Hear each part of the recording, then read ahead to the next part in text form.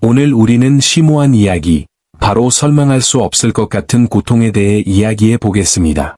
어쩌면 이렇게 끔찍한 고통을 겪어본 적도 없는데 왜 이런 감정을 느끼는 걸까? 라고 자문해 본 적이 있을지도 모릅니다. 그 답은 어쩌면 당신의 과거가 아니라 당신의 가족, 조상의 과거에 있을지도 모릅니다. 이 사실을 이해하면 고통을 바라보는 방식과 치유하는 방식이 달라질 수 있으니 끝까지 시청해 주세요. 채널에 오신 것을 환영합니다. 시작하기 전에 아직 채널에 좋아요를 누르고 구독하지 않으셨다면 눌러주세요. 구독은 이 메시지를 더 많은 사람들에게 알리는데 큰 도움이 될 것입니다. 이 고통은 당신에게 어떻게 다가오나요? 과학은 이미 이 문제를 이해하기 시작했습니다. 예를 들어 후성 유전학은 트라우마가 DNA에 기록되어 자녀, 손주, 증손주에게 유전될 수 있음을 보여줍니다. 마치 마음은 고통을 경험하지 않았더라도 몸은 그 고통을 기억하는 것과 같습니다. 다음과 같은 이야기를 상상해 보세요. 당신의 조상이 전쟁을 겪었습니다. 그는 살아남아야 했기에 일어난 모든 일을 처리할 시간이 없었습니다. 이 트라우마는 그의 몸에 각인되어 스트레스와 관련된 유전자의 기능을 변화시켰습니다. 이제 이러한 유전적 표지가 당신을 포함한 당신의 후손에게 유전되었다고 상상해 보세요. 극심한 상황을 경험하지 않았더라도 불안이나 결핍감에 더 큰 성향을 가지고 태어날 수 있습니다. 이는 신체가 여러 세대에 걸쳐 기억을 저장하기 때문입니다. 하지만 조상의 고통은 생물학적인 방식으로만 우리에게 도달하는 것이 아닙니다. 감정적이고 에너지적인 영역을 통해서도 존재합니다. 가족에게 버림받음, 상실, 폭력, 묻힌 비밀과 같이 깊은 고통이 발생하면 일종의 집단적 그림자가 형성됩니다. 이 그림자는 여러 세대에 걸쳐 남아 행동과 감정에 영향을 미칠 수 있습니다. 예를 들어, 이유를 알지 못하더라도 친밀한 관계를 두려워할 수 있습니다. 이러한 두려움은 사랑이 고통이나 거부와 연관되는 혈통의 반복적인 패턴에서 비롯될 수 있습니다. 이러한 보이지 않는 패턴은 어린 시절부터 듣는 이야기, 감지하는 침묵, 심지어 집에서 느끼는 에너지를 통해 우리 안에 깊이 새겨집니다. 더 나아가 무의식적인 부담이라는 현상이 있습니다. 아이들은 주변 어른들의 감정에 매우 민감합니다.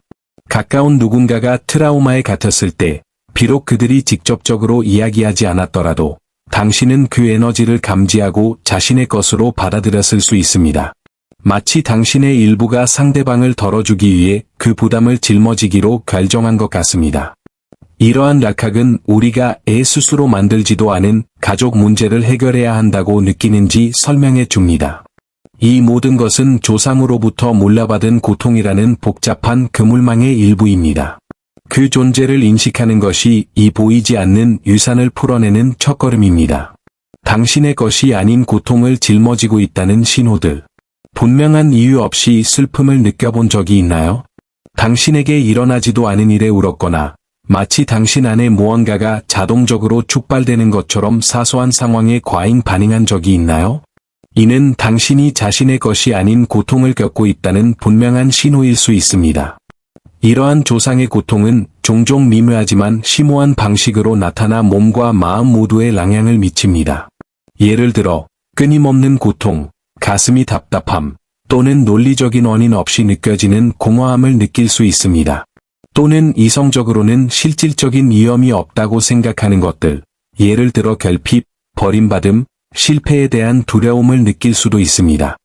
이러한 감정은 조상들이 겪었던 트라우마의 메아리일 수 있습니다. 또 다른 흔한 징후는 마치 세상을 어깨에 짊어진 것처럼 주변의 모든 것에 책임감을 느끼는 것입니다. 이는 가족 혈통에 속한 정서적 부담을 짊어지고 있음을 나타낼 수 있습니다. 조상의 고통을 겪는 많은 사람들은 결국 모든 것과 모든 사람을 통제하려는 과도한 욕구를 갖게 되어 나쁜 일이 다시 일어나는 것을 막으려 합니다. 이러한 행동은 가족이 적절한 해결책 없이 위기에 직면하여 반복적인 고통의 악순환을 만들어내는 오래된 패턴을 반영합니다. 의학적 설명이 없는 신체적 고통 또한 중요한 징후일 수 있습니다. 인체는 놀라운 기억력을 가지고 있으며 종종 마음이 처리하지 못하는 것도 몸으로 표현합니다. 잦은 편두통, 원인 불명의 근육통, 심지어 소화기 문제까지도 몸이 약이 뭔가 문제가 있어 라고 말하는 방식일 수 있습니다. 이러한 통증이 명확한 원인 없이 발생한다면 유전적 정서적 문제와 관련이 있는지 조사해 보는 것이 좋습니다. 마지막으로 다른 사람의 실수에 대한 대가를 치르고 있다는 생각이 드는 순간에 주의를 기울이세요.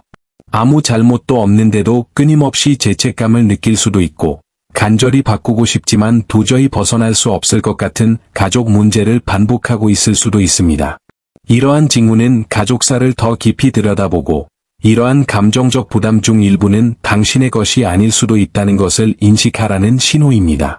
그리고 이러한 고통을 치유하는 첫걸음은 그것이 존재하는 무언가이며 해소될 수 있다는 것을 인식하는 것입니다.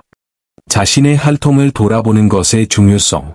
많은 사람들이 특히 트라우마, 학대 또는 버림받은 경험이 있을 때 가족에 대해 이야기하기를 꺼립니다. 누가 오래된 상처를 되살리거나 불편한 진실을 마주하고 싶어 하겠습니까? 하지만 이러한 문제들을 무시한다고 해서 사라지는 것은 아닙니다. 오히려 해결되지 않은 문제는 반복되는 경향이 있습니다. 처음에는 벅차 보일지라도 자신의 가족 혈통을 마주하기로 결심하는 것은 깊은 변화의 씨앗을 심는 것입니다. 먼지 쌓인 상자들로 가득 찬 오래된 지하실에 불을 켜는 것과 같습니다. 처음에는 불편할 수 있지만 얽매인 것을 풀어내는 데는 반드시 필요합니다. 가족사를 돌아본다는 것은 당신이 세상에 고립되어 있지 않다는 것을 깨닫는 것을 의미합니다. 당신은 훨씬 더 큰 그물망의 일부이며 당신보다 먼저 살았던 사람들과 연결되어 있고 어떤 면에서는 오늘날의 당신을 형성했습니다. 이는 현재의 문제를 조상 탓으로 돌리라는 뜻이 아닙니다. 조상들도 인간이었고 그들만의 어려움과 두려움, 그리고 한계를 가지고 있었다는 것을 이해하는 것이 계약입니다. 지금 당신이 살아가는 고통스러운 패턴은 종종 이전 세대의 결정에서 비롯됩니다. 당시에는 그 결정들이 유일한 선택이었을지도 모릅니다. 예를 들어, 가족을 부양하기 위해 쉼없이 일했던 할아버지는 피로와 희생의 패턴을 물려주었을 수 있고, 버림받은 할머니는 불안과 정서적 애착의 상처를 남겼을 수 있습니다. 이러한 패턴은 눈에 보이지는 않지만 시간이 흐르면서 계속해서 메아리칩니다. 자신의 혈통을 주의 깊고 호기심 있게 관찰하면 이러한 순원 고리를 알아차리기 시작하고 더 중요한 것은 이를 끊을 수 있는 힘을 얻게 됩니다. 조상의 고통을 치유하는 것은 자신을 자유롭게 하는 것뿐만 아니라 자신보다 먼저 살았던 이들을 존중하는 것입니다. 치유할 때 앞으로 나아가는 것과 뒤로 나아가는 것 모두 치유됩니다. 즉, 과거와 화해함으로써 후손과 조상 모두에게 영향을 미치는 정체된 에너지를 해소하는 것입니다. 마치 자신의 라정을 조명함으로써 이 사슬의 모든 고리를 명확하게 이해하는 것과 같습니다. 이러한 관점은 당신이 자신의 락사와 관계를 맺는 방식을 완전히 바꿀 수 있습니다. 가족을 짐의 원천으로 보는 대신 배우고 성장하는 장으로 보기 시작합니다. 모든 이야기, 모든 트라우마, 그리고 극복해야 할 모든 어려움에는 당신이 더 편안하고 지혜롭게 앞으로 나아갈 수 있도록 도와주는 소중한 교훈이 담겨 있습니다. 자신의 혈통을 돌아보는 것은 쉽지 않지만 자신을 위한, 앞서 살았던 이들을 위한, 그리고 아직 오지 않은 이들을 위한 사랑의 행위입니다. 내면의 아이와 유전된 고통, 어린 시절처럼 호기심과 연약함, 그리고 애정에 대한 욕구로 가득 찬 당신의 내면, 당신의 내면에는 조상의 고통의 흔적이 남아 있습니다. 이 아이는 주변 어른들이 해결되지 않은 트라우마에 갇혀 있는 환경에서 자라는 경우가 많습니다. 자신도 모르는 사이에 버림받을지도 모른다는 두려움, 충분하지 않다는 죄책감, 미래에 대한 불안감과 같은 무거운 감정들을 흡수해 버렸습니다. 이러한 감정들은 어린 시절 당신에게 직접적인 나쁜 일이 일어났기 때문이 아니라 가족의 숨겨진 이야기들이 스며든 짙은 감정적 분위기에 휩싸여 있었기 때문에 생겨났습니다. 어른들이 끊임없이 불안하고 화가 나 있고 거리를 두는 세상에서 헤쳐나가려는 아이를 상상해 보세요. 무슨 일이 일어나고 있는지 이성적으로 이해하지 못한 채 아이는 이러한 감정을 자신의 감정으로 해석하기 시작합니다. 어쩌면 세상이 안전하지 않다고, 타인의 연약함을 보상하기 위해 자신이 강해야 한다고, 혹은 자신이 사랑하는 사람들의 행복을 책임져야 한다고 생각할지도 모릅니다. 인생 초기에 형성된 이러한 믿음은 무의식에 새겨지고 인생 전반에 걸쳐 자신과 세상과의 관계를 형성하는 방식을 형성합니다. 따라서 내면의 아이를 치유하는 것은 단순히 어린 시절의 기억을 되짚어보는 것을 훨씬 넘어섭니다. 이는 또한 이 아이가 이전 세대의 무게를 짊어지고 살았다는 것을 인식하는 것을 의미합니다. 부모님이나 조부모님이 전쟁, 상실, 학대, 극심한 빈곤 등 심각한 트라우마를 경험했다면 이러한 경험은 부모님이 사랑하고 교육하고 돌보는 방식에 영향을 미쳤습니다. 그들은 의도치 않게 몸짓, 말, 심지어 침묵을 통해 이러한 흔적을 남겼을 수도 있습니다. 직관적이고 예민한 당신의 내면의 아이는 이 모든 것을 포착하라 당신의 일부로 내면화했습니다. 내면의 아이를 품는다는 것은 자신의 이 취약한 부분과 다시 연결되고 그 안에 부족했을지도 모르는 사랑, 안정감, 그리고 인정을 주는 것을 의미합니다. 하지만 그렇게 함으로써 당신은 당신보다 먼저 태어난 모든 내면의 아이들을 키우는 것입니다. 판단 없이 분노, 슬픔, 두려움을 느낄 때마다 여러 세대에 걸쳐 쌓아온 감정적 짐을 내려놓는 것입니다.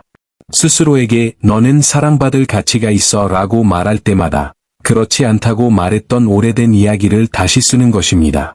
따라서 내면의 아이를 치유하는 것은 당신뿐 아니라 당신의 혈통 전체에 이로운 해방의 행위입니다. 당신은 치유의 고리입니다. 당신은 우란히 라기에 있는 것이 아닙니다. 이 메시지가 당신에게 전달되었다면 아마도 당신은 오랜 고통과 고난의 악순환을 끊도록 선택되었기 때문일 것입니다. 이 생각은 고무적이면서도 동시에 부담스럽게 느껴질 수 있습니다. 결국 이 라카를 만든다는 것은 당신의 개인적인 락사 그 이상의 무언가, 즉 여러 세대에 걸쳐 이어져 온 감정적 유산이 있으며 이제 변화를 요구한다는 것을 인식하는 것을 의미합니다. 하지만 이러한 책임은 또한 선물이기도 합니다. 당신은 반복되는 패턴을 깨고 새로운 무언가를 창조하는 고리가 될 기회를 가지고 있습니다. 치유, 사랑, 자유의 유산 말입니다. 이를 사슬에 비유해 보세요. 각각의 고리는 한 세대를 나타냅니다.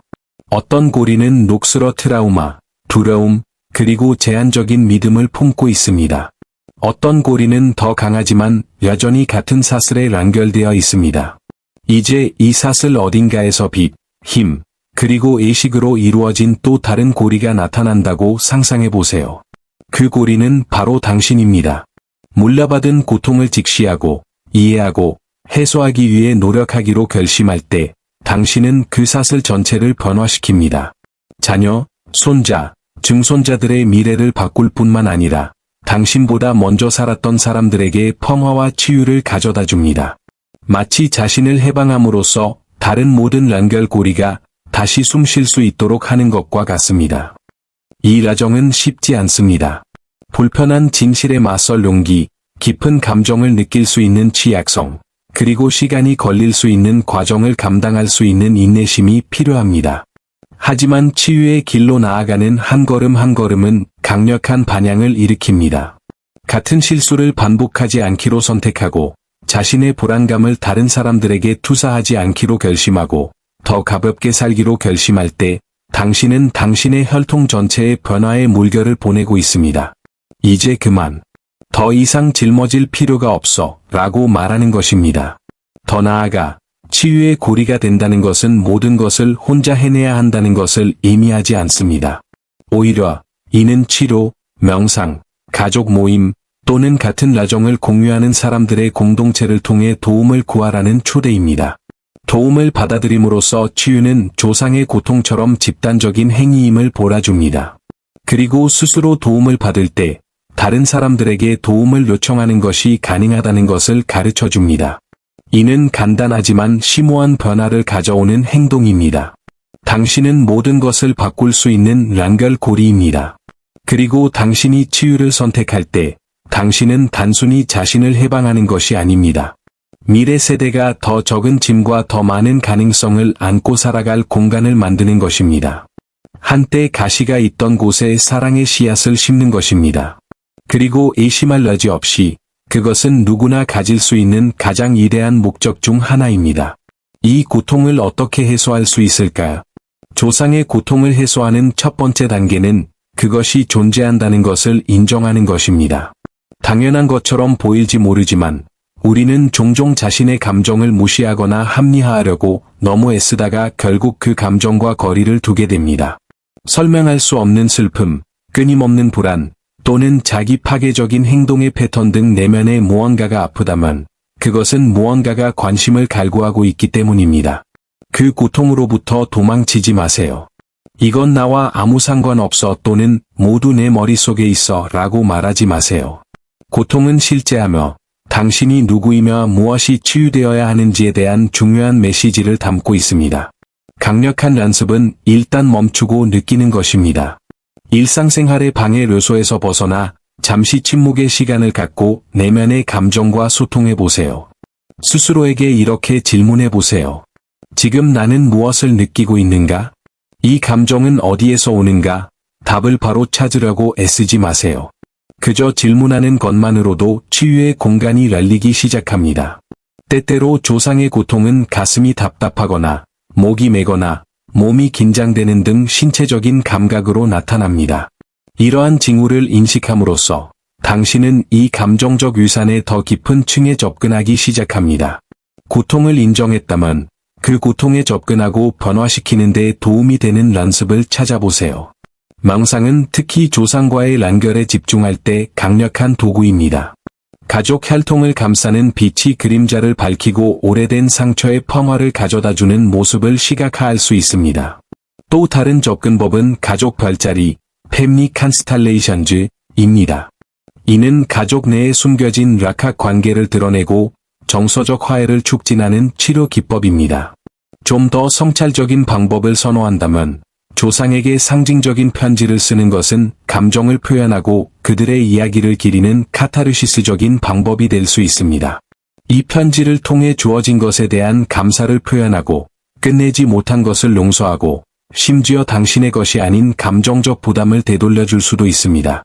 치료 또한 이 과정에서 없어서는 안 될 동반자입니다. 훌륭한 치료사는 안전하고 안내적인 방식으로 조상의 고통의 근원을 탐구하도록 도울 수 있습니다. 예를 들어, 체감 치료는 신체에 저장된 기억을 직접적으로 다루어 움직임, 호흡, 바디 랭귀지를 통해 오래된 트라우마를 해소할 수 있도록 도와줍니다. 중요한 것은 혼자 할 필요가 없다는 것입니다. 도움을 요청하는 것은 용기와 자기애의 행위입니다. 마지막으로, 치유는 목적지가 아니라 과정이라는 것을 기억하세요. 마음이 가벼워지는 날도 있고, 감정이 압도되는 날도 있을 것입니다.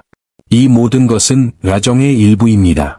중요한 것은 첫걸음을 내딛고 그 다음 또 다음 걸음을 내딛겠다는 의지입니다. 이 고통을 해소하기 위해 당신이 취하는 모든 작은 행동은 당신 자신에게, 앞서 살았던 사람들에게, 그리고 아직 오지 않은 사람들에게 선물이 됩니다. 치유의 열쇠, 원민. 조상을 판단하는 것은 더 큰 고통만 불러일으킵니다. 과거를 돌아보며 아버지가 안 계셨어, 할머니가 너무 엄하셨어, 증조부께서 가족에게 상처를 주는 선택을 하셨어, 같은 잘못을 지적하기는 쉽습니다. 하지만 이렇게 하면 우리는 그들과 거리를 두고 진정한 치유를 가로막는 감정적 장벽을 만듭니다. 이 악순환을 끊는 열쇠는 바로 연민입니다. 비난하기보다는 이해하려는 의도에서 시작되는 사랑의 행위입니다. 우리 조상들을 그들만의 고난과 두려움, 그리고 한계를 지닌 진정한 인간으로 볼 때 마법 같은 일이 일어납니다. 우리의 마음은 부드러워지고 고통은 사라지기 시작합니다. 조상들을 멀고 추상적인 존재가 아니라 고통받고 꿈을 꾸고 최선을 다해 살아남으려고 노력했던 사람들로 상상해보세요. 어쩌면 할머니는 애정이 부족하고 두려움이 규칙을 지배하는 환경에서 자라 엄격했을지도 모릅니다. 어쩌면 아버지는 취약함을 표현하거나 자신의 상처를 다루는 법을 배우지 못해 부재했을지도 모릅니다. 그들은 완벽하지는 않았지만 자신들이 가진 도구를 활용하라 최선을 다했습니다. 이를 인정한다는 것은 해로운 행동을 정당화하는 것을 의미하지 않습니다. 오히려 이해와 용서를 위한 공간을 마련하는 것을 의미합니다. 연민은 판단에서 벗어나 치유를 향해 에너지를 집중시키기 때문에 해방감을 줍니다. 조상을 자비로운 마음으로 바라보기로 선택하면 자연스럽게 짊어진 감정의 무게를 내려놓게 됩니다. 롱선은 자신의 행동이 미치는 영향을 잊거나 축소하는 것을 의미하지 않습니다. 롱선은 자신을 자유롭게 하는 것입니다. 롱선은 그들이 우리에게 미치는 힘을 잃어버렸기 때문에 어디서 왔는지조차 모르는 반복적인 패턴을 멈추는 것입니다. 마치 바다 밑바닥에 당신을 묶어두던 닻을 놓아 다시 떠오를 수 있게 해주는 것과 같습니다. 이러한 연민 어린 태도는 일상생활에도 실질적인 영향을 미칩니다. 죄책감이나 원망이 아닌 마음을 통해 조상들과 소통할 때 내면의 미묘한 변화를 느끼기 시작합니다. 한때는 자연스럽게 느껴졌던 행동 패턴들이 사라지기 시작합니다. 더 큰 공감과 인내심을 가지고 다른 사람들과 소통하기 시작하면서 관계는 새로운 차원으로 접어듭니다. 결국 당신과 당신의 조상들처럼 모든 사람은 자신이 가진 것으로 최선을 다하고 있습니다. 마지막으로 란미는 다리입니다. 그것은 당신을 과거와 연결해 줄 뿐만 아니라 미래와도 연결해 줍니다. 조상들의 불완전함에도 불구하고 사랑으로 그들을 기리기로 선택할 때 당신은 미래 세대에게 강력한 메시지를 보내는 것입니다. 고통을 지혜로, 상처를 연결로, 무거움을 가벼움으로 바꿀 수 있다는 것입니다. 그리고 사랑, 수용, 그리고 자유라는 이 유산은 당신이 남길 수 있는 가장 위대한 유산입니다. 고통은 느껴야만 해소됩니다. 조상의 고통은 우리가 무시하거나 합리화하려 한다고 해서 사라지지 않습니다. 마치 구석에 웅크리고 앉아 누군가에게 보이고, 듣고, 환영받기를 기다리는 겁먹은 아이와 같습니다. 계속 피하려고 하면 고통은 그곳에 남아 미묘하게 또는 강렬하게 드러나다가 결국 멈추고 주의를 기울일 때까지 지속됩니다. 고통을 느끼는 것은 쉽지 않지만, 고통을 해소하는 유일한 방법입니다. 고통을 위해 고통받거나 트라우마를 끝없이 되풀이하는 것이 아닙니다. 감정이 판단 없이 존재할 수 있는 공간을 만들고 그 자연스러운 흐름을 따르는 것입니다. 조상의 고통을 느낄 때 당신은 그것이 당신을 통해 흐르도록 허용하는 것입니다. 이 고통을 머리 위로 맴도는 어두운 구름이라고 상상해 보세요. 밀어내거나 존재하지 않는 척하려고 하면 고통은 그대로 남아 당신의 삶의 그림자를 드리울 것입니다. 하지만 두 팔을 벌려 고통이 스쳐 지나가는 폭풍처럼 당신을 통과하도록 허용한다면 결국 사라질 것입니다. 이 과정에는 눈물, 떨림, 깊은 한숨, 심지어 완전한 침묵의 순간까지 포함될 수 있습니다. 이 모든 것은 해방의 일부입니다. 이러한 고통에 접근하는 강력한 연습은 상징적인 의식을 만드는 것입니다. 예를 들어 두려움, 죄책감, 상처 등 자신이 느끼는 모든 것을 종이에 적고 그 종이를 태우면서 이 에너지가 빛으로 변환되는 것을 시각화할 수 있습니다.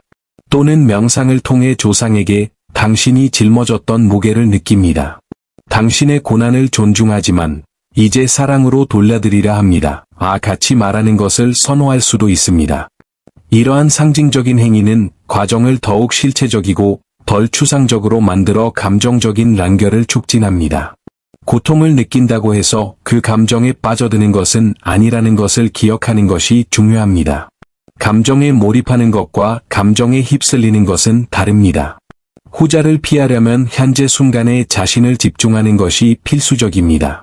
심호흡, 감정에 대한 마음 챙김 관찰, 과도한 동일시 없이, 그리고 신체와의 연결과 같은 연습은 균형을 유지하는 데 도움이 될 수 있습니다.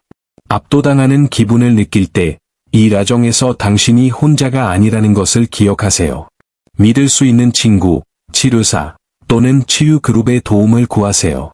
마지막으로, 고통 해소는 비선형적인 과정이라는 것을 받아들이세요. 마치 수십 년간 쌓인 감정적 짐을 내려놓은 듯 놀라울 정도로 가벼워지는 날들이 있을 것입니다. 하지만 어떤 때는 고통이 다시 표면으로 드러나 새로운 층위가 드러나며 극복해 나갈 수도 있습니다. 이는 당신이 실패했다는 것을 의미하는 것이 아니라 깊은 곳에서 치유가 일어나고 있다는 것을 의미합니다. 고통을 느끼고 해소할 때마다 당신은 새로운 무언가를 위한 공간을 만들고 있는 것입니다. 평화, 명료함, 자기애, 그리고 무엇보다도 자유를 위한 공간이죠. 당신은 다른 사람들의 과거를 짊어지지 않고 살아갈 자격이 있습니다. 우리는 이 라정에서 중요한 지점에 도달했습니다. 당신은 당신에게 속하지 않은 것에 무게를 지고 이 세상에 온 것이 아닙니다. 당신은 이전 세대가 쌓아온 상처, 트라우마, 죄책감의 저장소가 되기 위해 태어난 것이 아닙니다. 당신의 본질은 순수하고 자유로우며 잠재력으로 가득합니다. 조상의 고통을 물려받았다고 해서 그것이 당신의 정체성을 규정하는 것은 아닙니다. 오히려 당신에게는 가벼움과 기쁨, 그리고 자유로움으로 자신의 삶을 되찾을 권리와 책임이 있습니다. 당신의 가족 중 얼마나 많은 사람들이 자신들 앞에 내려진 선택의 무게에 짓눌려 살았을지 상상해 보세요. 감정을 표현할 공간이 없어 얼마나 많은 사람들이 침묵 속에 고통받았을까요? 얼마나 많은 영혼이 미래 세대를 보호하기 위해 자신을 희생했을까요? 이제 더 이상 그 무게를 짊어지지 않고 오히려 그것을 변화시킴으로써 그들을 기릴 기회가 있다고 상상해 보세요. 당신이 가벼움으로 살기로 선택할 때 당신은 과거에 일어났던 일을 부정하는 것이 아닙니다. 이미 일어난 일은 반복될 필요가 없다라고 말하는 것입니다. 조상의 고통을 치유한다는 것은 락사를 지우거나 모든 것이 완벽했던 척하는 것을 의미하지 않는다는 것을 기억하는 것이 중요합니다. 오히려 당신이 가족 이야기의 새로운 장이 될 수 있음을 깨닫는 것을 의미합니다. 사랑이 두려움을 이기고 의식적인 선택이 자동적인 패턴을 대체하며 감정의 자유가 우선순위가 되는 그런 장 말입니다. 당신은 당신의 것이 아닌 감정에 휩쓸리지 않고 매일 온전함을 느끼며 깨어날 자격이 있습니다. 당신은 유전된 불안감이 아닌 신뢰를 바탕으로 관계를 맺을 자격이 있습니다.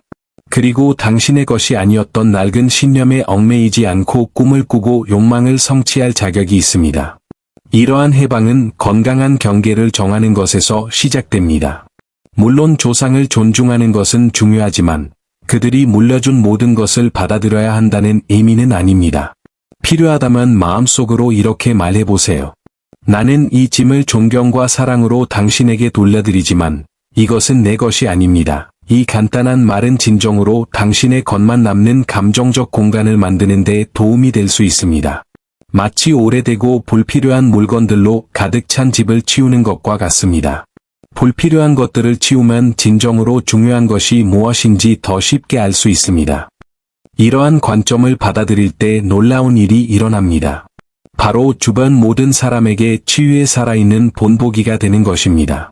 당신의 자녀, 손주, 심지어 친구들까지도 당신을 보고 진실되고 용감하게 살기로 선택한 사람으로 여길 것입니다.